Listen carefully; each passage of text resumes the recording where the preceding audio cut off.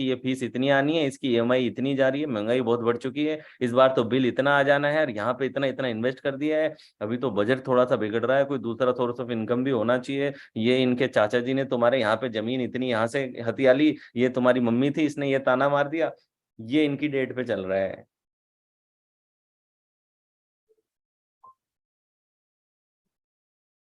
ठीक है।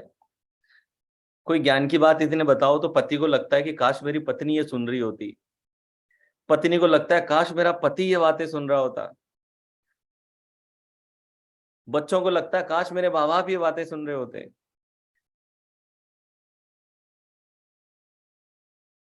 तो रिश्तों में जब बात लर्निंग की होती है तो सबको यही लग रहा होता है कि वो पार्टनर बैठा हो उसके लिए परफेक्ट है ये।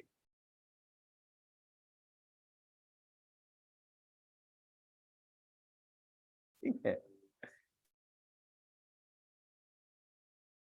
तो क्वालिटी टाइम का मतलब यही नहीं कि आप जिंदगी की जद्दोजहद और परेशानियां और दिक्कतें और जिम्मेदारियां लेकर के बैठ जाएं, भले ही आधा घंटा बैठे, 1 घंटा बैठे, एक दूसरे का दिन कैसा रहा उस पे बात कर लें, कुछ सेल्फ रिफ्लेक्शन कर लें, कुछ एम्बिशंस पे बात कर लें। ठीक है। Don't talk about problems, EMIs, finances, budgets, kids, यही कहीं से भी घुमा लो टॉपिक वहीं चला जाएगा। तो क्वालिटी टाइम बिताएं।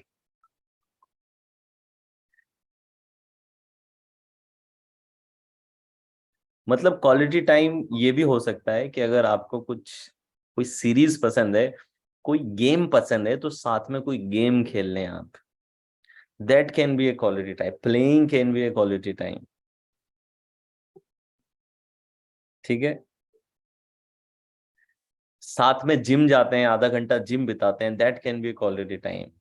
स्विमिंग जाते हैं आप साथ में, swimming can be quality time. साथ में 20 मिनट 30 मिनट योगा साथ में कर रहे हैं, that can be quality time. सिर्फ बातें करना ही क्वालिटी टाइम नहीं है।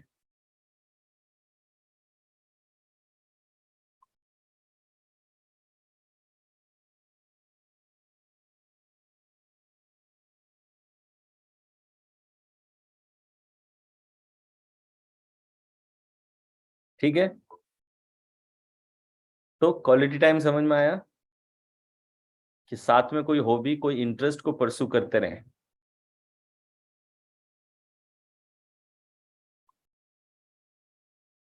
और लास्ट है, फिफ्थ लैंग्वेज ऑफ लव है act of service. Act of service का मतलब क्या है कि मतलब हर घर में कुछ रोल्स एंड रिस्पॉन्सिबिलिटी होती है कि तुम्हारा ये काम, तुम्हारा ये काम, तो अपने रोल्स रिस्पॉन्सिबिलिटी के बियॉन्ड जाके भी just out of service you help your partner. For example, आपका रोल किचन में नहीं है आपके घर में कुछ भी, right, but some time maybe on holiday और maybe when your partner is tired you just take that responsibility जो आपको असाइन नहीं है, that is called act of service.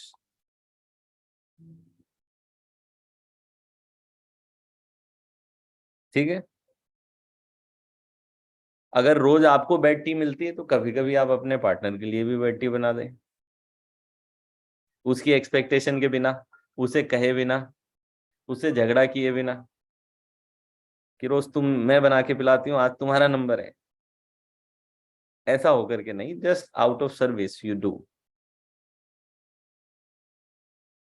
सो कुछ act of service which is beyond your responsibility you can do, जो आपकी responsibility में नहीं है। प्रभात 26 साल से कर रहे हैं वो तो फिर मतलब आपकी रिस्पॉन्सिबिलिटी होगी, मतलब रोज कर रहा है तो, यानी कि फिर तो आपकी वाइफ को कोई एक्ट ऑफ सर्विस करने की जरूरत है आपके लिए।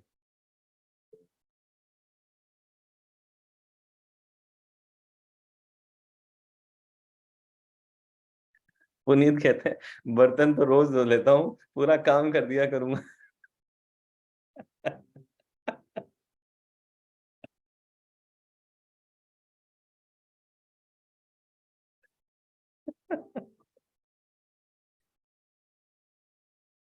बहुत बढ़िया पुनीत, मतलब आपके जैसा पति सबको मिले।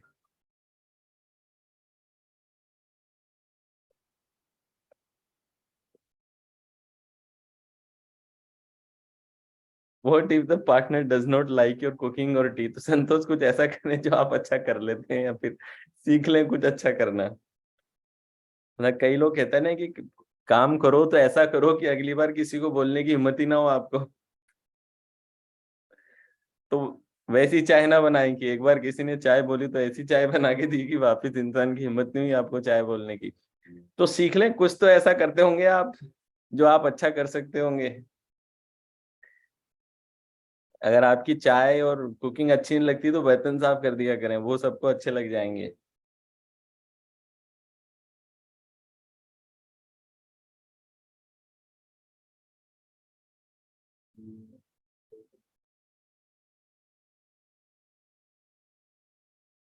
पुनीत कह रहा है कि sir I have tried, expectation और बढ़ जाती है।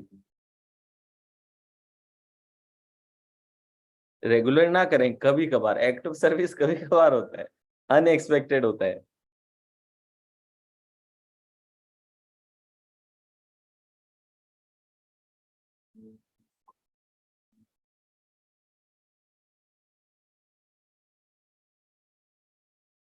डन। तो ये 5 लव लैंग्वेजेस कहलाती हैं, और इवन साइकोलॉजिस्ट ने भी देखा है कि जब आप इसको करते हैं तो it helps you a lot. Clear? अब देखें, बबल टेक्निक अपने आप को टॉक्सिसिटी से बचाने के लिए, हर्ट से बचाने के लिए। लव लैंग्वेजेस, अगर आप रिवाइव करना चाहते हैं अपने रिश्ते को, if you really serious about reviving, और आपको लगता है कि आपके पार्टनर में भी एक विलिंगनेस आ सकती है आपके ये एक्सप्रेशन से, तो start integrating this love language in your relationship. Okay, at least for some time, just say yourself without even reciprocation, I'm going to try this, and let us see if the person is starting to reciprocate. Okay, if that doesn't happen, and if it is bothering you, and if it makes your life toxic, भूले ना कि आपको सिर्फ एक जिंदगी मिली है, एक ही जीवन मिला है बस। ठीक है, ऑप्शंस नहीं है। आगे की होती है नहीं होती है कोई नहीं जानता। ठीक है, यानी कि एक ही सत्य जो है वो है। ठीक है, और आपकी जिम्मेदारी बनती है इस जीवन के प्रति कि आप इसको टॉक्सिसिटी में ना चलाएं।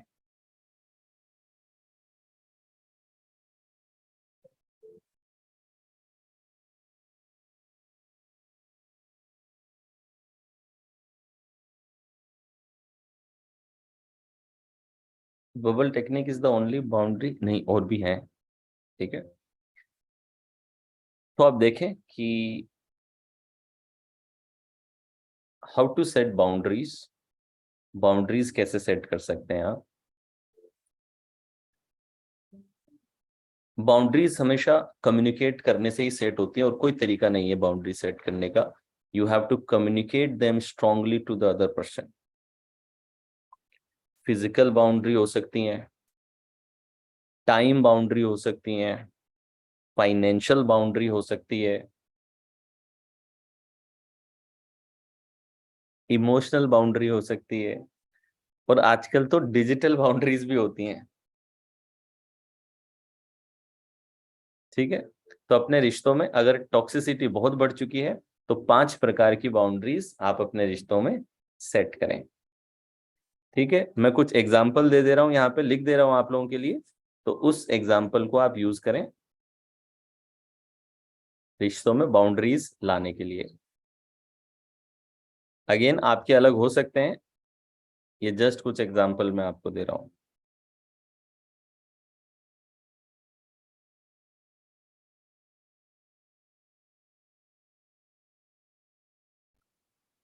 इनका आप स्क्रीनशॉट ले लीजिएगा।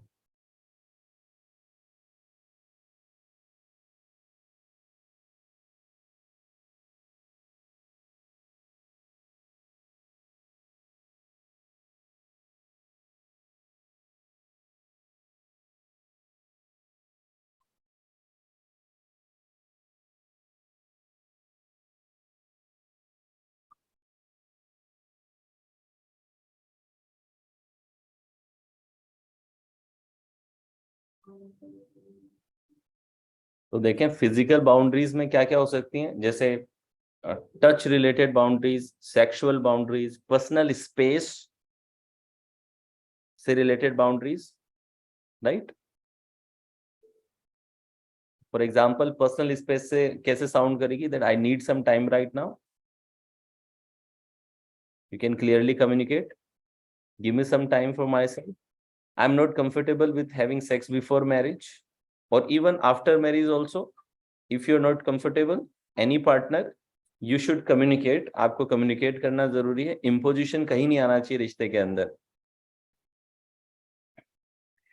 Even दोस्तों में आसपास कहीं आपको लगता है कि someone's touch is not appropriate, you should be able to clear cut communicate. Okay, there is nothing wrong in this. I don't like it when you touch me in that way. Can you please stop? Emotional boundaries. I don't feel comfortable talking about my past relationship. It hurts me when you make fun of my feelings. Please stop it. आप अपनी self respect से related कह सकते हैं कि I'm not comfortable when you laugh at my skills or when you laugh at my work. मेरी work life पे if you laugh, I'm not comfortable with this. I'm not comfortable when you shout at me. I'm not comfortable when you are intimidating.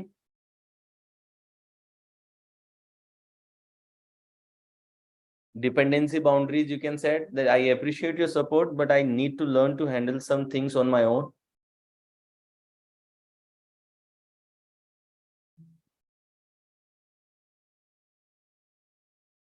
Emotional boundaries में even ये भी आ सकता है कि how much you want to share. आप अपनी कितना share करना पसंद करते हैं, कितना शेयर करना पसंद नहीं करते हैं. If somebody is interested in checking your social media, your passwords and all these things, that can also be a boundary. ठीक है. Time boundaries, personal time. I need some time for myself today to recharge. I'm going out with my friends tonight. I'll see you later. अब इसमें ये एक example दे रहा हूं, but जो family rules अगर हैं जिन पे अग्री किया तो उसके अकॉर्डिंगली भी चलना पड़ेगा आपको. Work time related boundaries.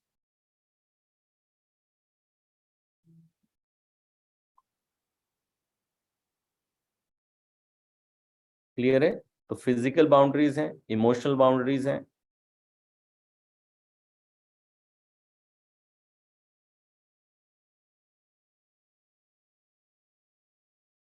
और अब मैं आपको फाइनेंशियल और डिजिटल बाउंड्रीज भी बता देता हूँ, वो भी आप रख लें क्योंकि आजकल डिजिटल बाउंड्रीज भी बहुत जरूरी हो गई हैं. डिजिटल बाउंड्री मतलब कि कितना अलाउड है सोशल मीडिया घर में यूज करना, कि जब आप खाना खा रहे हैं या कुछ कर रहे हैं तो social media is not allowed, phones are not allowed. एक म्यूचुअल सेटिंग रखना घर में बहुत जरूरी है.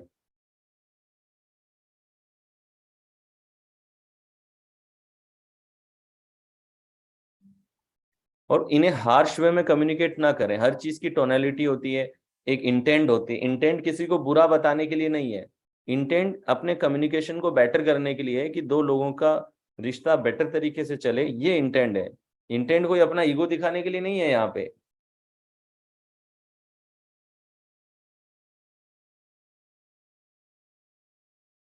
Financial boundary, shared experience, expenses share किए जा सकते हैं.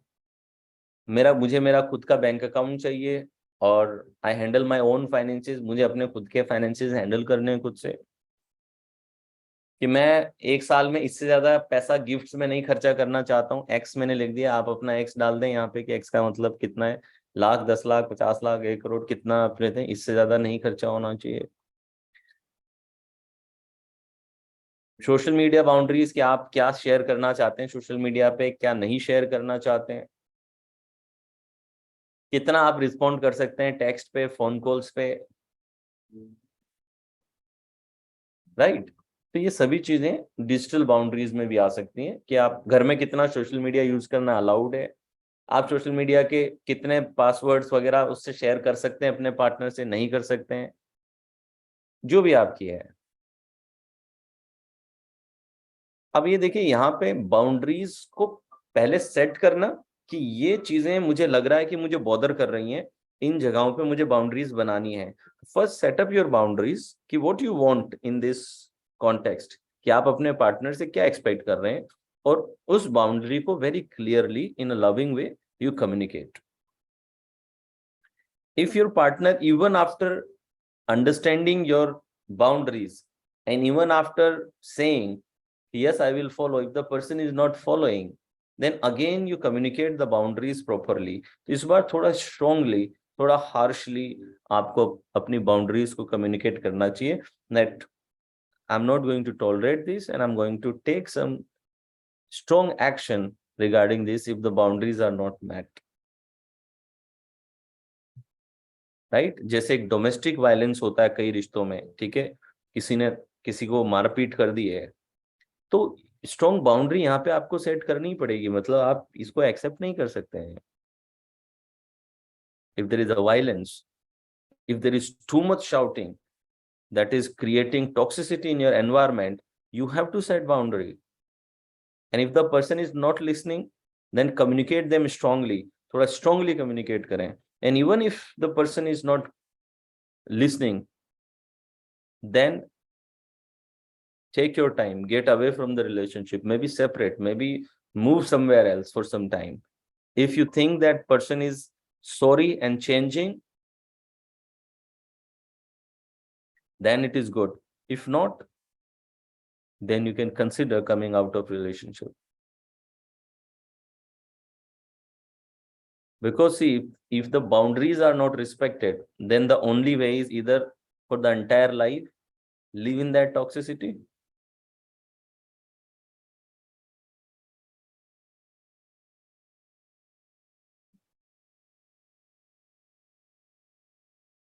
छोटा मोटा झगड़ा, छोटा मोटा कहा सुनी, इधर उधर, कभी कभार सिचुएशनल, किसी भी रिश्ते में अलाउड है, लेकिन it should not be a pattern, it should not be a continued thing. ये कंटिन्यूड थिंग नहीं होनी चाहिए, it should not be a pattern नहीं होना चाहिए. We are human beings, right. It is quite normal कि कभी हम शाउट कर सकते हैं, चिल्ला सकते हैं, राइट. एक दूसरे को कुछ कहा सुनी हो सकती है, लेकिन it should not be a pattern. Pattern नहीं होना चाहिए, रिपीटिंग पैटर्न नहीं होना चाहिए.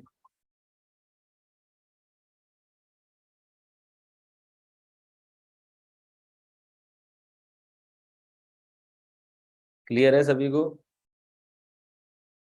बाउंड्रीज कैसे, क्या फिजिकल बाउंड्रीज हैं, क्या इमोशनल बाउंड्रीज हैं?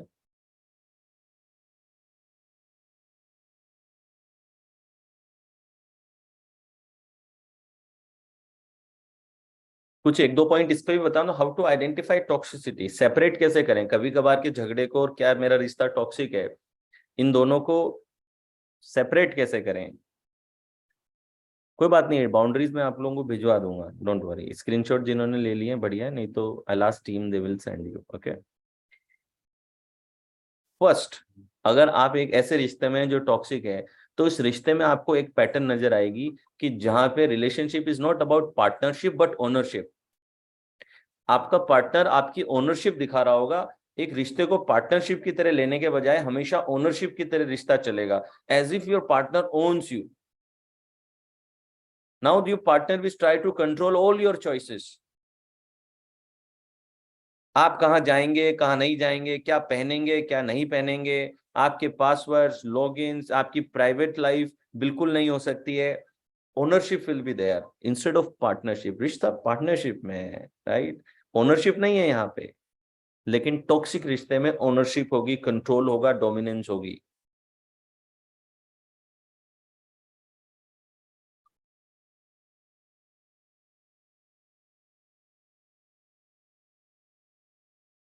Clear?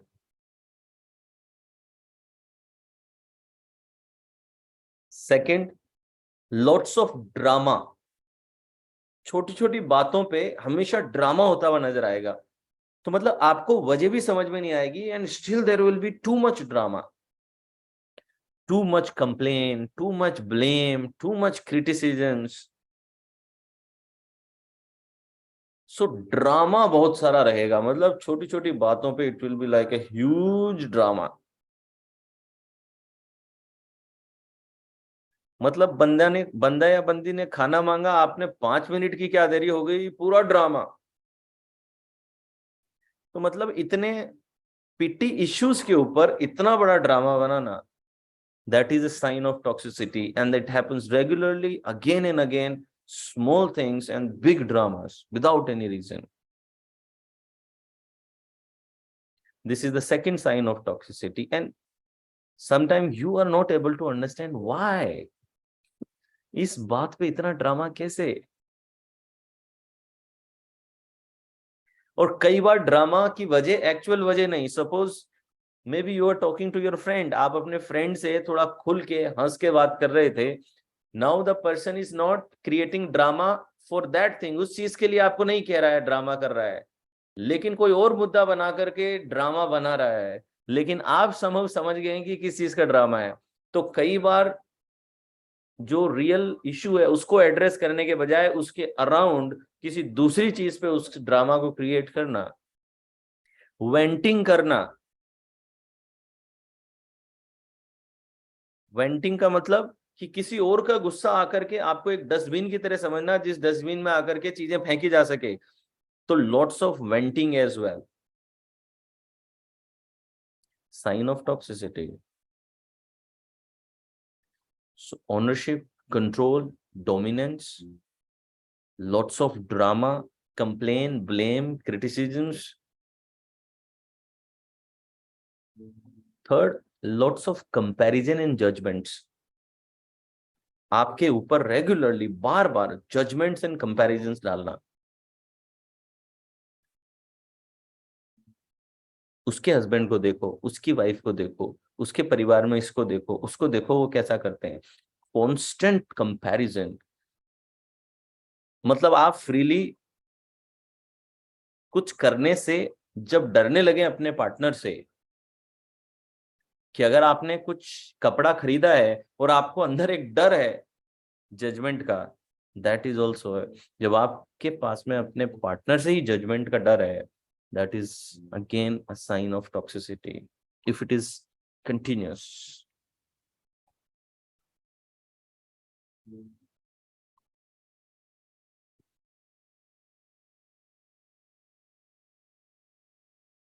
Fourth, too much attack on your self esteem. बार बार आपको नीचा दिखाना, आपकी सेल्फ एस्टीम पे अटैक करना, that is also a sign of toxicity. And too much lack of communication और साइलेंट ट्रीटमेंट, मतलब बिना वजह बताए, न जाने किस बात पे बंदा या बंदी नाराज है, वजह भी नहीं बता रहा, वजह भी नहीं बता रही, चुप चुप चुप चुप, साइलेंट ट्रीटमेंट, साइलेंटली साइकोलॉजिकल बार बार बदले लेना, बिल्कुल साइलेंट ट्रीटमेंट देना, वजह नहीं पता चल रही, और बंदा बिना बात के सॉरी बोल रहा है फिर कि न जाने किस बात के लिए मैं माफी मांग लेता हूं, and then the person is happy, once you have said the sorry the person is happy now. So silent treatment देके कंट्रोल करने का प्रयास करना, too much silent treatment and trying to control. अब देखिए यहाँ पे साइलेंस को समझना जरूरी है।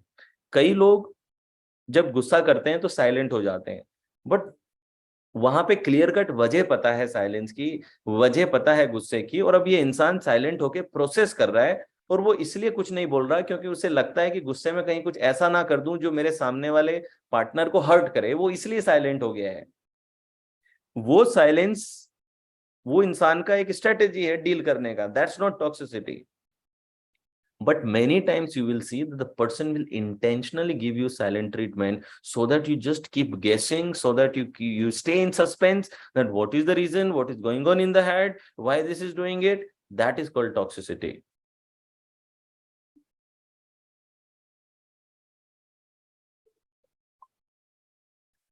So ownership, drama, comparison and judgment, attack on self-esteem, control and dominance, and intentionally giving silent treatment, and plus always seeking sorry from the partner, right? This is again a control.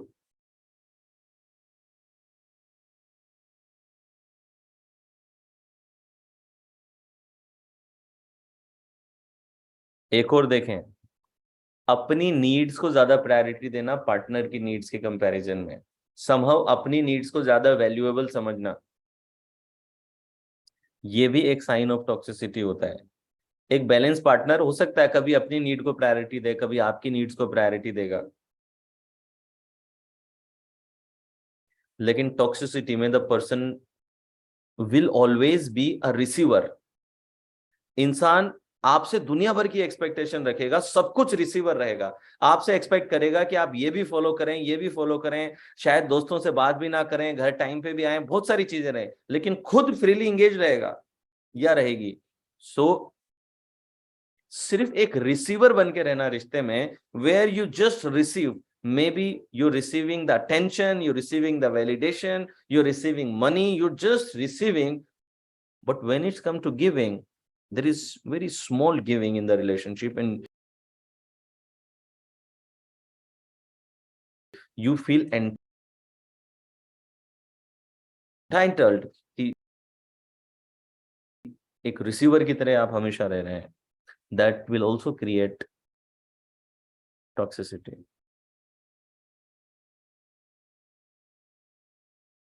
These are the signs that there is a toxicity in your relationship, and now you should set clear boundaries.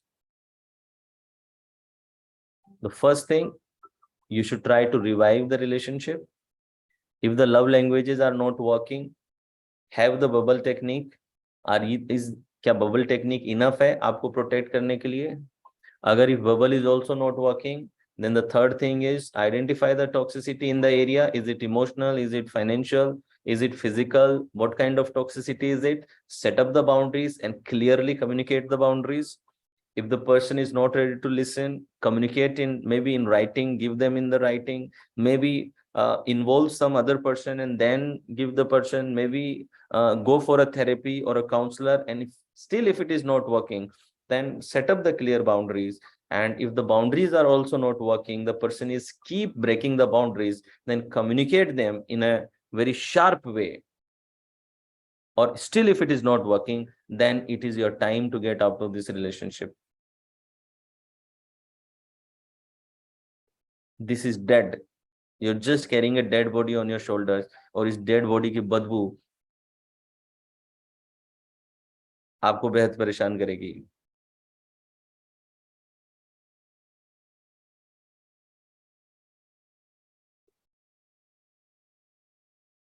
Done?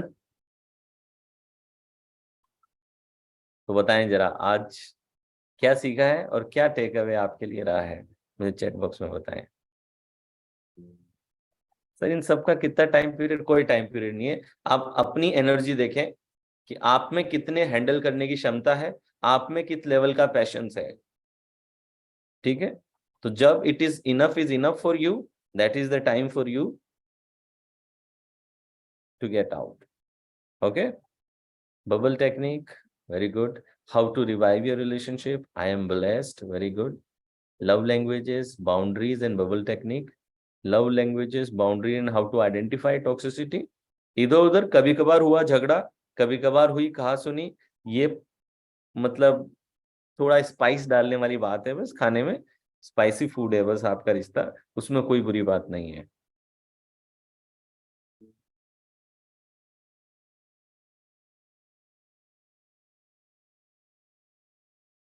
अच्छा, कुछ एक और चीज बता दूं कि how to set boundary. Narcissist पास boundary set करने का ये एक ही तरीका और कोई तरीका नहीं है।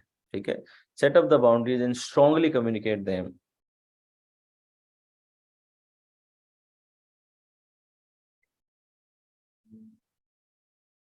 अब कई बार रिश्तों में एक्सपेक्टेशंस भी होती हैं, जिसकी वजह से भी फ्रस्ट्रेशन होती है। टॉक्सिसिटी नहीं है, मगर आपकी एक्सपेक्टेशंस मीट नहीं होती है बार बार। मुझे रिसेंटली एक लेडी थी जो कहती हैं कि मेरे हस्बैंड मेरे से प्यार तो बहुत करते हैं, लेकिन मैंने ये देखा है कि मुझे अगर छोटी छोटी चीजें भी उन्हें करवानी हो ना, तो उन्हें बताना पड़ता है।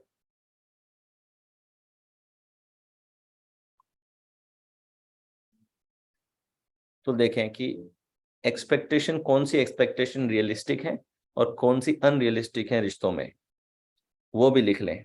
ये आपके लिए हैप्पीनेस लेवल को बढ़ाने में भी अच्छा करेगा काम। ठीक है, और आपके रिश्तों में भी बहुत अच्छा काम करेगा। नंबर 1, अपने पार्टनर से लॉयल्टी एक्सपेक्ट करना रियलिस्टिक एक्सपेक्टेशन है। लॉयल्टी, सपोर्ट, कम्युनिकेशन,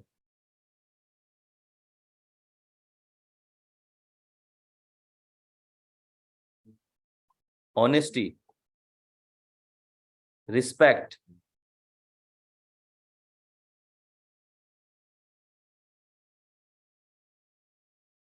ये रियलिस्टिक हैं।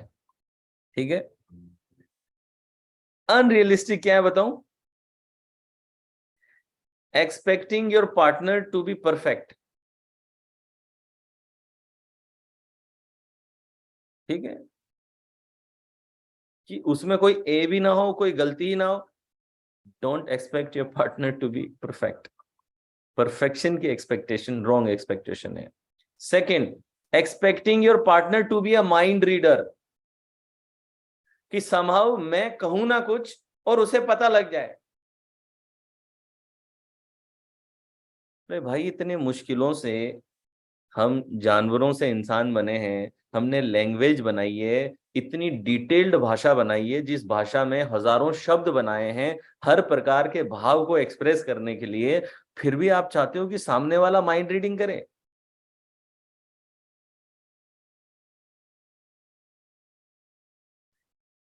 Communicate your expectation. Don't expect your partner to be a mind reader. लेकिन सर, इंसान प्यार करता है तो उसको समझना चाहिए। अरे, सबका इमोशनल इंटेलिजेंस ऐसा नहीं है जैसा आपका है। बहुत सारे एड़े होते हैं जिनको आप बताएंगे तो फिर वो ध्यान रखेंगे।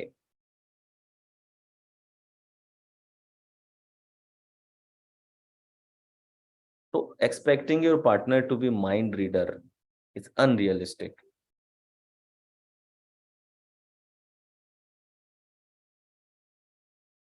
ठीक है। Third, expecting your partner to always agree with you. Disagreement will be a part of relationship. Two different people having different personalities, different view of the world, different perception. So your point of views will clash sometime. You cannot, love does not means that two people will always be in agreement. So learn to handle disagreement compassionately in relationship. Don't expect your partner to always agree with you.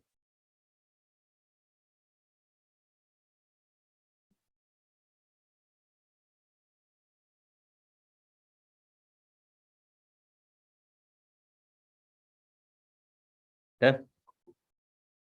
So mind reader ना समझें, perfection ना रखें, disagreement ना रखें। Fourth, don't expect that your relationship will always be full of happiness. There will be ups and down. Always be prepared for that. Ups and down चलेंगे। हमेशा आपका रिश्ता हंसता हुआ, खेलता हुआ, मुस्कुराता हुआ, खुशी से भरपूर नहीं रहेगा।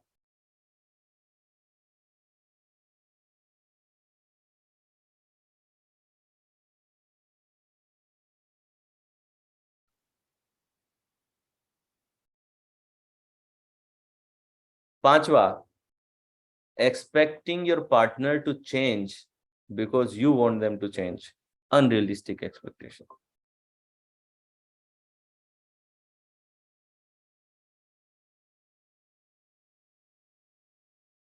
You can give your advice if you think that something is harmful for your partner. You can give them advice, but if you think that this person will change because of me, that's a wrong expectation to have. कई लोग कहते हैं similar attract, कई लोग कहते हैं opposite attract, कई कहते हैं लाइक अट्रैक्ट लाइक, कई कहते हैं ऑपोजिट अट्रैक्ट। तो रिश्ते में कौन सा बढ़िया है? दो लाइक लोग बढ़िया हैं या दो अपोजिट लोग बढ़िया हैं?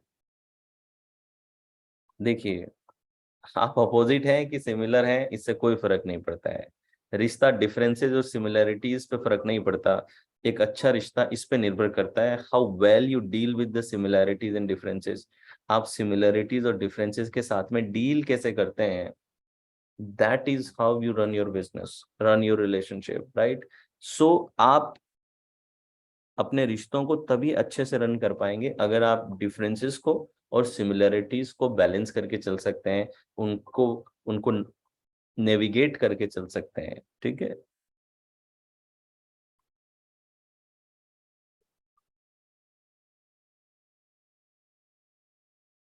डन। तो ये है रिलेशनशिप के कुछ प्रैक्टिकल टिप्स जो अब आप लोग इंटीग्रेट करना चालू करें अपनी लाइफ में। आई एम श्योर दैट जो भी आपको रिलेशनशिप के अराउंड जो डिसीजन चाहिए, इट विल हेल्प यू, ठीक है। How to handle emotional blackmail in relationship when you feel strong urge to see emotional blackmail, again देखिए कि 1 or 2 times you should have clarity in your mind that how many chances you want to give to the relationship. Okay, self care is extremely important. Self care does not mean you are selfish. Okay, self care का मतलब ये नहीं है कि आप selfish हैं, ठीक है जी। तो चलिए अब अगली क्लास में फिर मिलेंगे आपसे और अप्लाई करें इन टेक्निक्स को। Make sure you apply. एक साथ सारी नहीं अप्लाई कर सकते हैं, तो बिट्स एंड पीसेस में अप्लाई करें, and then you will see that your relationship will improve. काफ़ी आप सिग्निफिकेंट चेंज देखेंगे, या तो रिलेशनशिप बहुत अच्छे से इम्प्रूव हो रहे होंगे, या फिर आपको क्लैरिटी आ जाएगी कि मुझे अगर किसी चीज़ में से बाहर आना है तो मैं बाहर आ सकता हूँ, ठीक है। चलिए जी, see you in the next class. तब तक के लिए tata bye bye, see you everyone.